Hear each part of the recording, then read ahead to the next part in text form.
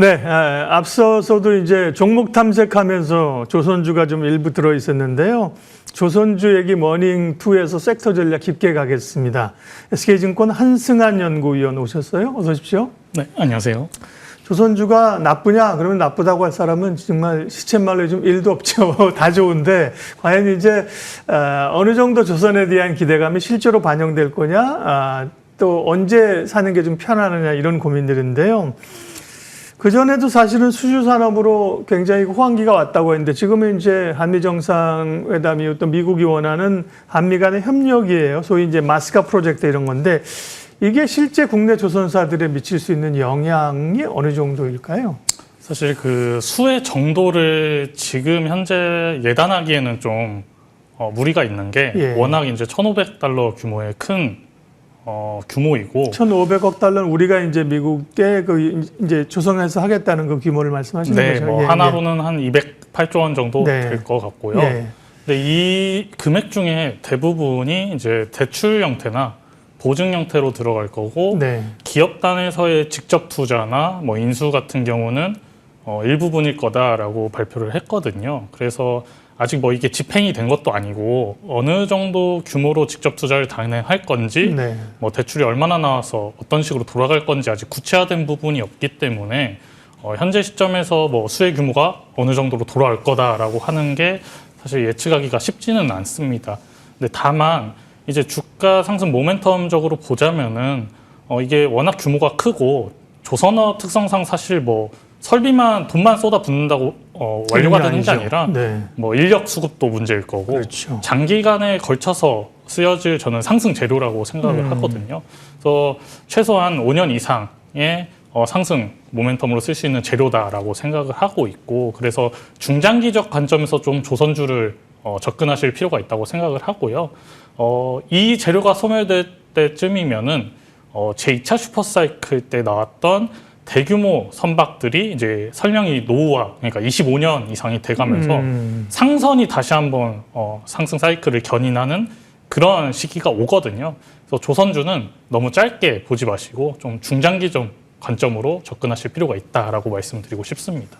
삼양식품도 뭐 불닭볶음면이 워낙 잘 나가니까 새로 공장 짓고 막 이러잖아요. 그것도 물론 뭐 몇 개월에 되는 건 아니지만 조선 같은 경우 말씀하신 것처럼 수주 산업이고 이게 수주가 들어온다고 금방 도크를 막 질 수 있는 것도 아닌데 그러나 어쨌든 중장기적으로 뭔가 그 사이클 자체를 이어갈 수 있는 큰 흐름이라고 말씀하셨습니다. 그러면 그러나 얼마가 당장 사실 매출로 잡힐지 모른다. 그러면 그게 보면 결론적으로 말씀드리면 조정 받을 때 좀 사면서 장기적으로 가는 게 답이네요.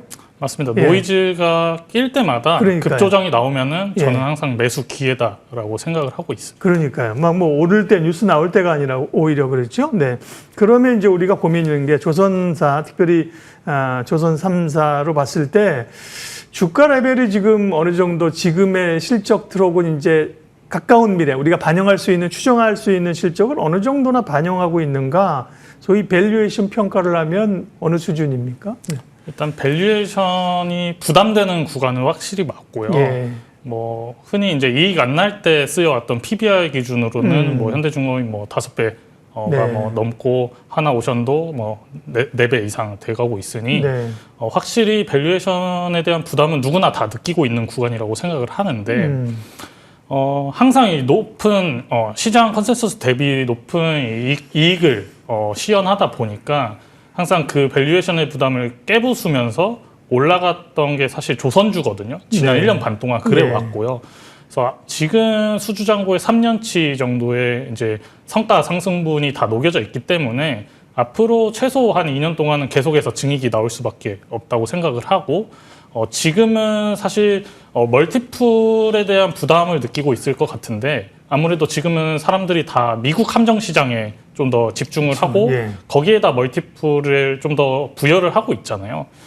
이런 부분들이 실제로 이제 기대감이 아니라 현실화가 되고 가시성이 보일 때 이제 실적 추정치의 그 부분을 녹여내가면서 다시 한번 이제 밸류에이션 부담 낮춰가면서 상승 사이클 계속 이어지지 않을까라고 생각을 하고 있습니다. 보통은 이제 이런 걸 우리가 비교할 때 글로벌 그룹들, 뭐 피어 그룹이라고 하죠. 동종 그룹들과 뭐 방사는 뭐 예를 들면 로키드 마틴이 얼만데 뭐 이렇게 비교하는데 조선은 뭐 우리가 1등이다 보니까 그죠? 뭐 중국하고 비교할 수도 없고 그죠? 결국 이제 역사적인 과거에 주로 PBR을 많이 보니까 역사적인 PBR과 지금의 수준 이렇게 우리가 좀 시간에 우리 기업들 시간에 비교를 할 수밖에 없겠네요. 맞습니다. 네네. 저희가 선두주자이기 때문에 아직은 예. 누구를 피어로 잡고 거기에 이제 멀티플 뭐 밸류에이션에 네. 대한 캡을 씌우기보다는 우리가 그 캡을 계속 뚫고 있다라고 네. 봐주시면 좋을 것 같습니다. 근데 어쨌든 간에 뭐 이 마스가 협력 이런 거는 이제 사실 없던 시장이 열리는 거지만 밸류 자체로만 보면 PBR 기준으로 보면 이제 역사적인 사실은 좀 상단 내지 그 정도에 와 있는 건 사실이라는 거죠. 네, 맞습니다. 네. 과거의 히스토리컬리 보자면은 그런 구간은 맞지만 사실 그때와 지금 상승 사이클을 만드는 요인들이 너무나도 상이하기 때문에 예. 그런 뭐 되게 러프한 로직 가지고 그렇죠. 그때 이 정도 받았으니 이 정도가 캡이다 적용할 수 라고 없는 하기는 거죠. 좀 무리가 있는 것 같습니다. 그렇죠. 예. 기자재 쪽은 어떻습니까? 일단은 조선이 그 협력을 하고 있고 사실 뭐 조선업의 사이클이라고 하는데 기자재 업체들도 그만큼 이제 조선사들을 따라가면서 실적이 올라가는 상황인가요? 네, 실적이 실제로 계속해서 네. 증익이 나오고 있고요. 예. 기자재 업체들도 되게 생각보다 단순합니다. 그러니까 조선주가 오르면 당연히 기자재도 그렇죠. 주가 측면에서는 상관관계가 너무나도 높기 때문에 예. 길게 이 주가 흐름 추이를 그려보면 똑같이 움직입니다. 다만 이제 베타 측면에서 기자재 업체들이 좀 더 변동성이 심하기 때문에 그렇죠. 업사이드는 기자재 쪽에서 좀 더 노려볼 수 있다라고 판단을 하고 있고요. 사실 좀 더 딥하게 들어가주면 조선이 먼저 오르고 조선의 밸류가 찬 것 같다라고 생각이 들면은 그때는 이제 엔진으로 옮겨갔다가 그 다음 엔진도 찬 것 같으면 본행제, 다음에는 이제 엔진 서플라이 체인들, 뭐 부품 애들 옮겨갔다가 네. 조선주가 더 갈 것 같다 그러면 이게 계속 돌거든요, 수급이. 그래서 조선주가 꺾이지 않는 이상은 기자재들도 계속 순환하면서 상승 사이클 이어간다라고 봐주셔도 무방할 것 같습니다. 지금은 이제 그런 딱 흐름이죠. 조선주가 이제 오르고 나니까 대형주가 또 시장에 좀 부담을 받으니까 기자재 쪽으로 이제 가는 거잖아요. 리포트 쓰신 거 가운데 기자재 쪽에서는 이제 동성화인텍을 매수해야 될 매수가 아니고요. 주목해야 될 종목이라고 하셨는데 동성화인텍 포인트 좀 알려주세요. 동성화인텍 같은 경우는 이제 본행제 만드는 업체인데 네.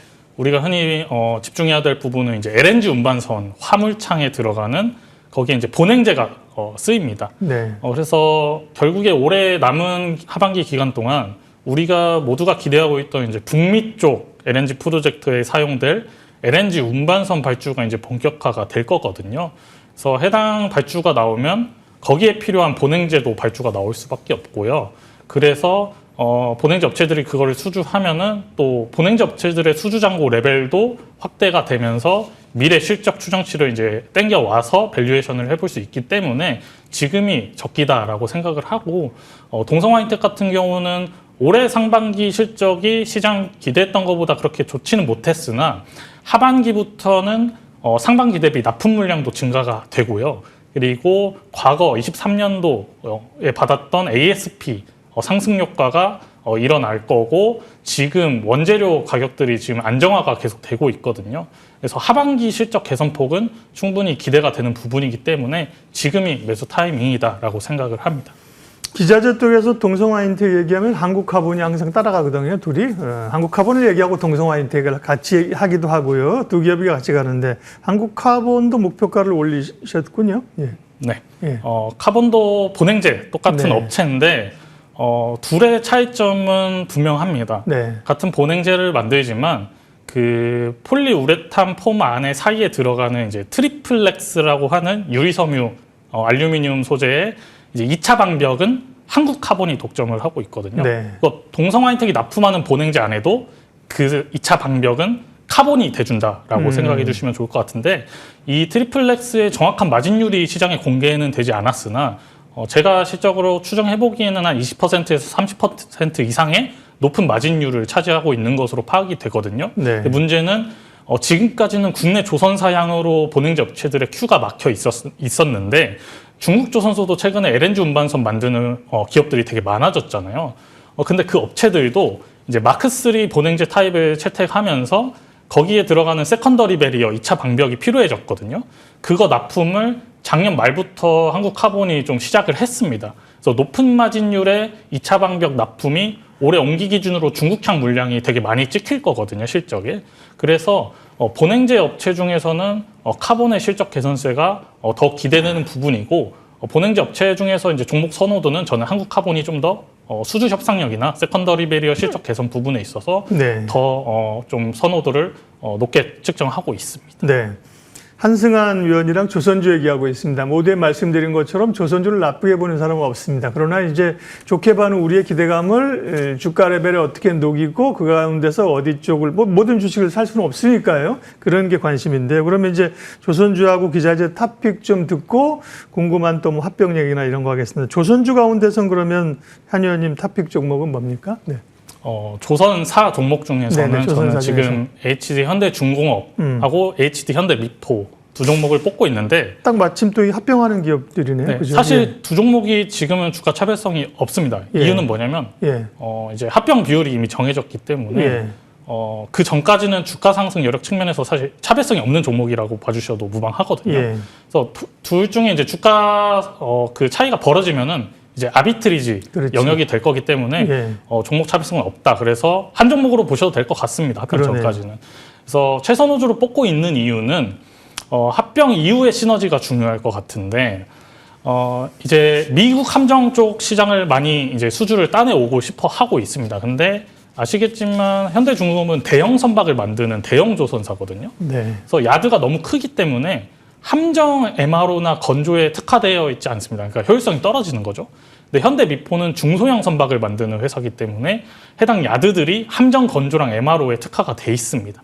그래서 앞으로 HD 현대미포의 두 개 도크를 열어서 함정 MRO 건조를 매출을 끌어올리겠다라는 게 목적이고, 물론 기존에 HD 현대중공업이 하고 있는 함정 건조 사업도 있고 MRO 사업도 있기 때문에 둘이 시너지가 이제 극대화될 거거든요. 그래서 35년까지 방산 매출액 10조 원 달성을 목표를 이제 가이던스를 제시했기 때문에 네. 상선 매출에 더해서 방산 매출 성장까지 이어지면은 지금 시점에서 업사이드는 충분히 많이 열려 있다라고 생각을 하고 있습니다. 예. 현대중공업과 현대미포, 결국 뭐 현대중공업이 중심이 합병하는 주체가 될 테니까 이거죠. 물론 이제 아비트리가 생기면 시장이 가만 안 놔둔다니까요. 그게 이제 그거를 시장이 이제 소화하게 돼 있고요. 어쨌든 이제 현대중공업, 현대미포 지금은 두 기업인데 현대중공업으로 합병이 되겠죠, 그죠? 현대중공업이고요. 기자재 가운데서는 아까 우리가 본행제 얘기도 했는데 탑픽 종목은요? 네. 탑픽은 엔진 중에서는 이제 하나 엔진을 제가 기자재 업체 중에 최선호주로 뽑고 있고요. 네. 이유는 뭐 다 아시겠지만 지금 중국에도 수주 물량이 너무 넘쳐나기 때문에 네. 엔진이 쇼티지가 나고 있거든요. 작년에 이어서 올해까지 계속 이어지고 있고, 그래서 선박은 중국한테 뺏겨도 거기에 들어갈 엔진들은 우리 엔진 생산 업체들한테 지금 발주를 중국 애들이 하고 있습니다. 네. 그래서 물량 자체가 쉽게 꺼지지 않을 부분인 거고, 더군다나 최근에 하나 엔진이 캐파 증설을 단행을 했습니다. 그래서 QA 확장도 일어날 거고요. 당연히 성과 올려받은 납품 분들이 올해부터 본격적으로 많이 납품 비중이 확대가 되면서 ASP 상승 효과도 일어날 거기 때문에 QA 증가, PA 증가 둘 다 확장이 일어나면서 리레이팅이 필요하다. 그래서 기자재 업체 중에서는 하나 엔진을 최선호주로 뽑고 있습니다. 엔진 중에서는 그러면 HD 현대 마린 엔진보다 하나 엔진을 꼽으신 이유가 있을까요? 네. 현대 마린 엔진은 사실 제가 올해 초만 하더라도 탑픽으로 계속 밀어왔었는데 사실 주가 상승세가 너무나 가팔랐거든요. 예. 그래서 저는 지금 주가면은 캐파 증설이 혹은 오버 캐파에 대한 전제 조건도 이제 어느 정도 반영이 된 주가라고 생각을 하고 있기 때문에 지금 주가 레벨에서는 하나 엔진이 좀 더 업사이드가 더 많이 남아있다라고 생각을 하고 있습니다. 그러니까요. 뭐 꼭 밸류만 보는 게 아니라 주가 레벨도 봐야 되고 모멘텀을 한꺼번에 봐서 판단해야 되니까요. 오늘 조선주에 대해서 우리가 궁금한 이야기, 관심 종목까지 SK증권 한승환 연구위원 함께했습니다. 고맙습니다. 감사합니다.